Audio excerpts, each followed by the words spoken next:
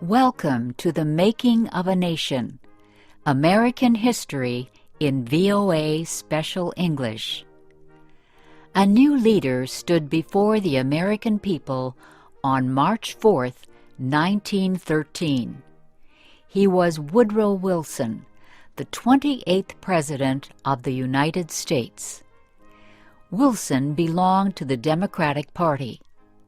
He was progressive in his belief that government should take an active part in efforts for social reforms. This week in our series, Kay Gallant and Harry Monroe begin the story of Wilson's presidency.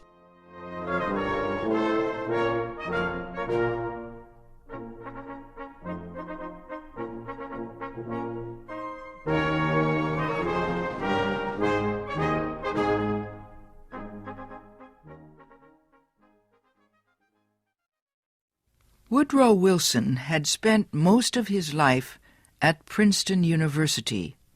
First, he was a professor. Then he was university president. Next, Wilson was elected governor of the state of New Jersey. His early success as governor made him a leading candidate for the Democratic presidential nomination in 1912. Wilson traveled widely around the country during the campaign. He made speeches to many groups.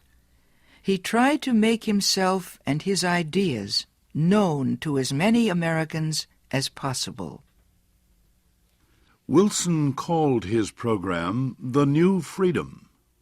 One of his campaign promises was to fight for better conditions for America's small business owners.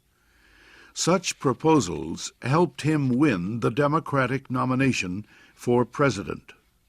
Then he defeated President William Howard Taft and former President Theodore Roosevelt in the election. Woodrow Wilson, the former president of a university, had become the president of a nation. The largest crowd in Washington, D.C.'s history welcomed Wilson outside the Capitol building on the day of his inauguration. He called on the American people to join him in making the country a better place. "Our duty," Wilson said, "is to correct the evil without hurting the good. I call all honest men, all patriotic, all forward-looking men to my side."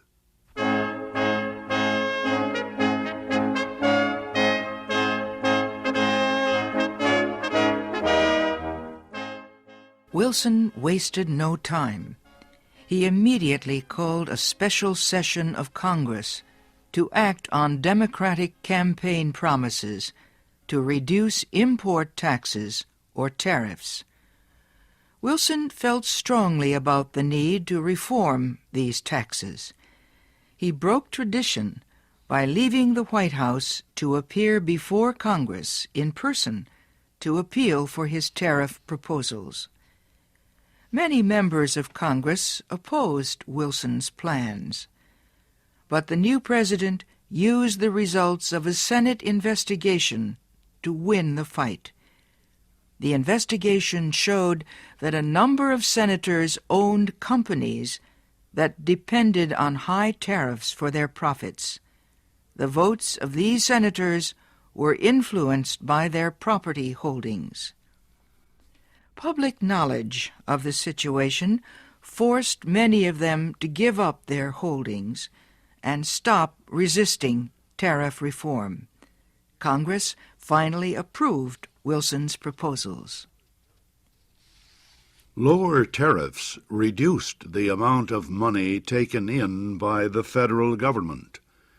So the Senate also approved a tax on income or earnings. A constitutional amendment had been passed earlier to permit such a tax. President Wilson and the Democratic Party were pleased with the new tariff and income tax bills. But they were far from finished. Next, they turned their efforts to reform of the banking industry. For several years, many people had recognized the need for changes in the banking system. The old system of uncontrolled private banks had developed years earlier, before the United States became a major industrial nation. Many people agreed that a more modern system was needed, but they could not agree on details. President Wilson said control of the nation's wealth was held by too few men. He noted a report that said just 2 men controlled 10% of the total wealth of the United States. Wilson said the nation needed a money supply that could be increased or reduced when necessary to correct economic conditions. He said a method was needed to let banks help each other during economic emergencies. And, he said, laws were needed to prevent a few wealthy men from using the economic resources of the country for their own purposes. Finally, Wilson said the control of this system of banking must be public, not private. It must belong to the government itself. Wilson called his proposal for a central bank the Federal Reserve System. Under the plan, the nation would be divided into 12 areas. Each area would have its own Federal Reserve Bank. These area banks would not do business with the public. They would serve only as bankers' banks, and they would issue a new form of money supported by the federal government. Most important, the leaders of the new system would be chosen by the government, not by private business.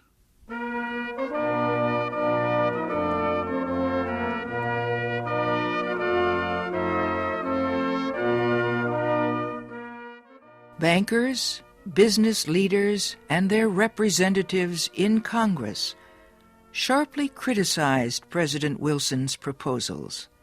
They said government control of the banking system was socialism, not capitalism. But Wilson refused to change his proposals, and he helped to lead the fight to make them law. Finally, Congress agreed. It did not take long for bankers to discover that the new system was much better than the old one.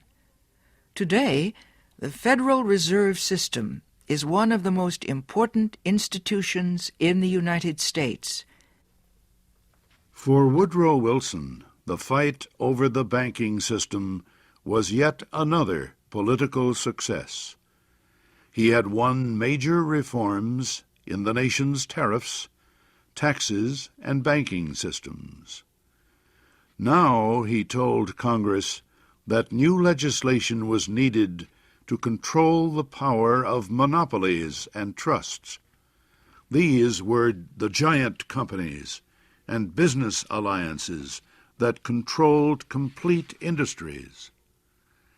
Wilson proposed a new antitrust law to control the actions of large companies.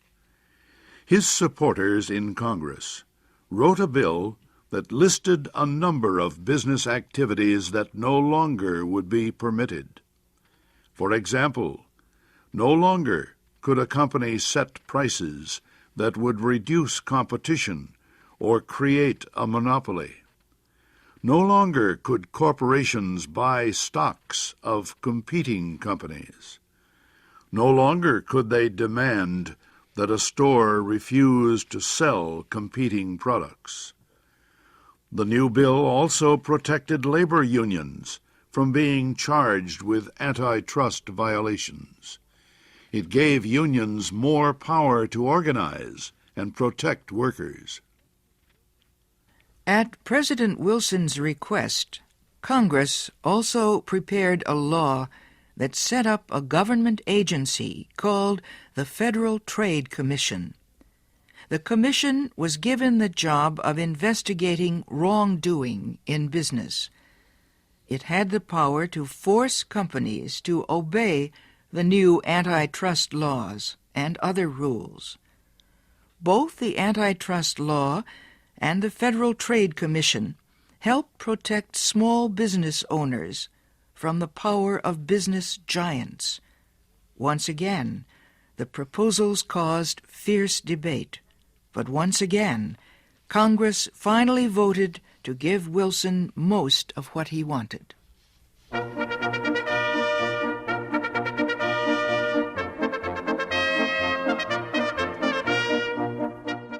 The early months of Wilson's term were one of the most successful times in the history of any president. The new president had won the election by promising major reforms in the economic life of the country, and he had kept that promise. The reforms were not only a victory for Woodrow